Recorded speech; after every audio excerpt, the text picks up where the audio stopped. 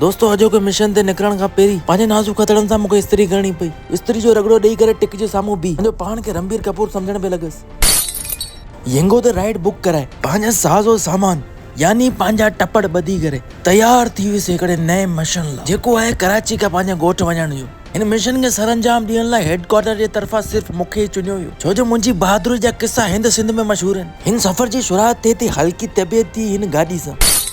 मुंहिंजो मतिलबु आहे अल्टो उर्फ डबो। दोस्तों उहो डबो जेके ॾेई करे असां कोप ऐं प्याला वठंदा हुआसीं। हिन मिशन जो आगाज़ थिए थो तक़रीबन 4:15 बजे।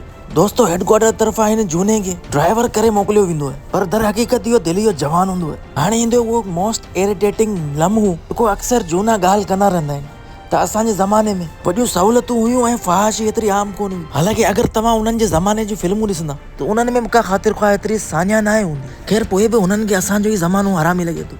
एतिरी देर में आऊं सीक्रेटली इन बस में सवार थी वेंदो आहियां ऐं लिकी करे जासूसी करणु शुरू थी वेंदो आहे। दोस्तों आऊं पंहिंजी बास जहिड़ी निगाह सां नोट कंदो आहियां बस में मर्द थोड़े औरतूं ॿई सवार। दोस्तों बस जे कंडक्टर के साज़िश तहत मूंखे के परदेही एजेंट सां गॾु विहारे छॾियो, जेको मुसलसल मूं ते नज़र रखी रहियो हो। पर हेडक्वार्टर जी महिरबानी सां मूंखे कुझु बॉडीगार्ड ॾिना विया जेके बीह करे मुंहिंजी प्रोटेक्शन करे रहिया हुआ। एतिरी देर में ई हमरा यहूदी प्रोडक्ट्स खणी करे रमज़ान जे हिन भलारे महीने में बेरोज़ाइतुनि जो मसीहा थी वेंदो आहे ऐं उन्हनि जी रमज़ान में ईद कराए छॾंदो आहे। तेसीं ताईं इफ़्तारी जो टाइम थी वेंदो आहे ऐं बस वारो काको असांखे अची लाहींदो आहे फरहान सठिया होटल ते। हिकु ख़ुसूसी एजेंट तौरु आऊं इहो नोट कंदो आहियां त हीअ हमरा फ्री में इफ़्तारी कराए रहिया हूंदा आहिनि। वधीक तफ़्तीश करण ते मूंखे मालूम पियो त हीअ डेली ईअं इफ़्तारी कराईंदो आहे, जेको ॾाढो बहितरीनु अमल आहे, एप्रिशिएटेड।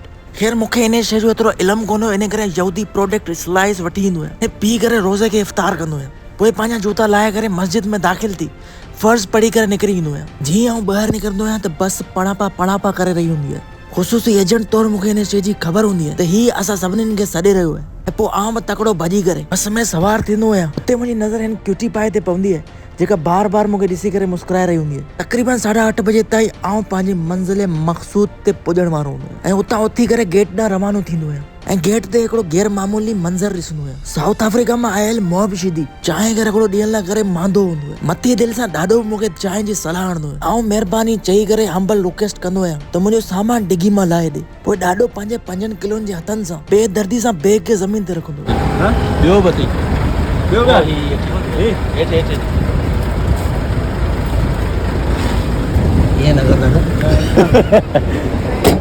हमरा मगी मुंहिंजो ॿियो बैग खणी करे थर ते रवानो थियो, छो जो ॾाॾे वेझर खे विसरी वियो त मुंहिंजा 2 बैग आहिनि। इहो सभु कुझु इन करे थियो छो जो ॾाॾे खे इहो टेंशन हो त मुंहिंजी चांहि न केरु पी वञे। ख़ैर पोइ आउं पंहिंजे कज़न खे सॾु कंदो आहियां जेको रोड जे हुन पासे बीठल हूंदो ऐं हूअ मूंखे सलाम ठोके करे चवंदो आहे गाॾी हाणे तूं हला। दोस्तों हीअ आहे मुंहिंजो प्यारो ॻोठ जेको सिंध जे मॉडर्न विलेजनि में शुमार थिए थो, जेको कॾहिं फ्री टाइम में ज़रूरु तव्हांखे विज़िट कराइबो। अॼु जे मिशन में बसि एतिरो ई। इंशाल्लाह वरी मिलंदासीं के नए मिशन ते, जंहिंजे लाइ तव्हां फॉलो ज़रूरु करे छॾिजो, छो जो मूंखे हाणे लॻी आहे बुख ऐं आउं हाणे कंदुसि इफ़्तार। अल्लाह हाफ़िज़ नासिर।